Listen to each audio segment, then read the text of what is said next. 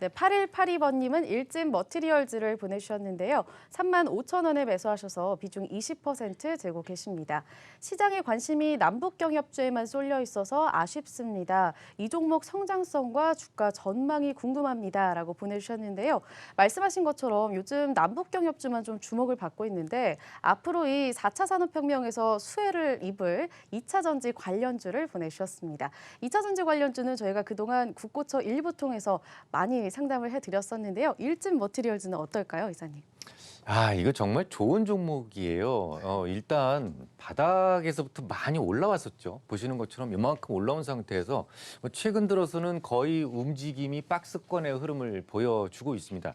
작년 연말에 제가 이 종목에 대해서 한번 더 상담을 드렸던 것 같은데 그때 뭐라고 말씀을 드렸냐면 잠시 조금 빠질 가능성이 높습니다라는 말씀까지 드렸어요. 근데 그 이후로 그닥 많이 빠지지는 않았지만 약간은 흘러내렸네요. 일단 이 종목이 왜 제가 참 좋은 종목이냐고 말씀을 드렸냐면 2차 전지에는 집전체라는 게 존재합니다. 집전체. 그러니까 그 전하 같은 것들을 모아두는 것이 집전체라고 볼 수가 있는데 이 집전체가 음극에서는 구리를 쓰고 양극에서는 알루미늄을 씁니다. 근데 이 회사에서는 그 구리 집전체 그러니까 일렉포이라고 하는 얇은 구리박을 생산하는데 이게 거의 경쟁자가 없어요. 그러니까 이제 이 그 어떤 그 전기차라든지 이런 데 들어가는 그런 그 구리박 그 일렉포일이라고 하는 것은요. 상당한 기술력을 요합니다. 이 별게 아닌 게 아니에요. 상당한 기술력을 요하고 안정성 그리고 고에너지 집전 뭐 이렇게 그 집할 수 있는 그런 전화를 집적할 수 있는 그런 능력이 필요한데요. 이게 마음대로 만들 수 있는 분야가 아닙니다. 그래서 상당히 그 전 세계에서 지금 점유율 1위이기도 하고요. 그리고 또 중요한 게 뭐냐면 올해 10월이나요? 한 11월 정도 되면 지금 보통 한 1,200톤 정도를 만들고 있는데 요걸 2,000톤까지 매출을 늘릴 수 있도록 지금 이제 공장 증설을 하고 있거든요. 그래서 11월, 10월 정도 연말 정도 되면 매출 증가에 대한 기대치까지도 가질 수 있어요. 자, 그런데 제가 왜 작년 연말에 조금 하락할 것 같으니까 기다리세요라는 말씀을 드렸을까요? 자, 제가 분명히 말씀을 드렸죠. 이 종목이 일단 뭐 하는 종목인지를 먼저 살피는 것이 중요하고 자, 그다음에 이 종목에 영향을 줄 수 있는 요인이 무엇인지를 살피라라고 말씀을 드렸습니다. 뭐가 영향을 줄 것 같습니까? 제일 중요한 게 요거죠. 구리. 그죠? 구리가 굉장히 중요하다고 볼 수가 있겠죠. 이 회사가 뭐 만든다고요? 일렉포일, 구리박이라고 해서 얇은 구리박을 만드는데 당연히 구리가 원자재일 거 아닙니까? 근데 제가 좀 전에 말씀드렸어요. 우리나라는 대기업과 비대기업으로 나뉘게 된다. 근데 대기업은 슈퍼 갑이고 비대기업은 슈퍼 울트라 우일 수밖에 없다. 그래서 원자재 가격 상승에 상당히 취약합니다라는 말씀 좀 전에 드렸었죠. 그때 그 원자재 가격이 어디까지 올랐었냐면 톤당 구리값이 7,000달러까지 오르게 됐었어요. 그러니까 원자재 가격이 오르게 되면 소위 스프레드 그러니까 쉽게 말씀드려서 원자재를 사와서 완성품을 만들어서 납품을 하는 건데 원자재값 올랐으니까 납품가 올려주세요. 그러면 너 말고 딴 사람도 있어. 이렇게 해버리니까 이걸 함부로 할 수가 없다라는 거죠. 그래서 제가 그런 부분들을 고민을 하다가 너무 좋은 종목이지만 일단 좀 기다리세요라고 말씀을 드렸던 거예요. 근데 지금 구리값이 많이는 안 빠졌습니다. 한 6,900달러 전후로 왔다 갔다 지금 하고 있는데 안정은 지금 보이고 있는 거죠. 그러면 7,000달러 할 때보다 어쨌든 7,000달러 위로 안 올라갔으니까 주가는 올라갔어야 되는데 왜 떨어질까? 이 부분도 좀 고민을 좀 해봐야 되겠죠. 자, 첫 번째 이유는요. 일단 이 일렉포일이라는 것이 많은 사람들이 또 잘못 알고 있는 부분도 있습니다.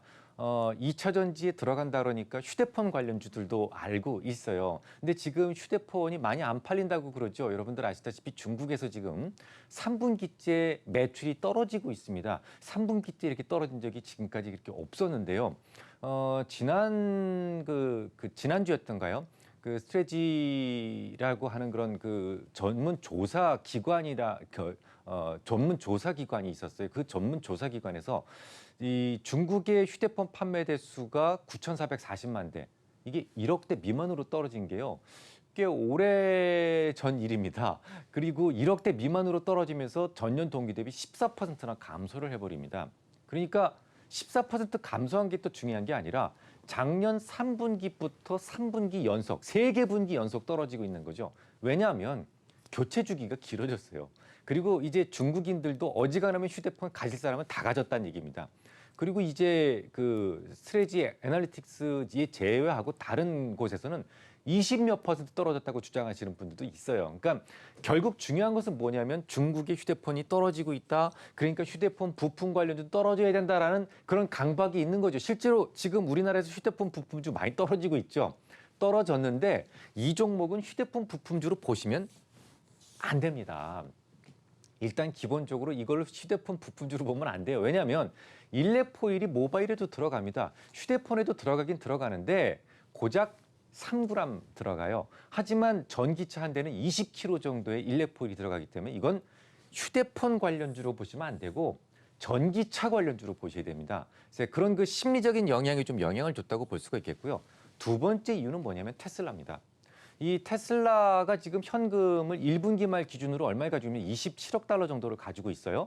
27억 달러를 가지고 있는데 이미 지금 올해 6억 6천 달러 정도를 투자를 했습니다. 그리고 올해 대략 한 30억 달러 정도의 투자를 하기로 했으니까 그걸 가지고 딱 본다면 올해 연말까지는 4억 달러가 남다고 봐야 됐죠.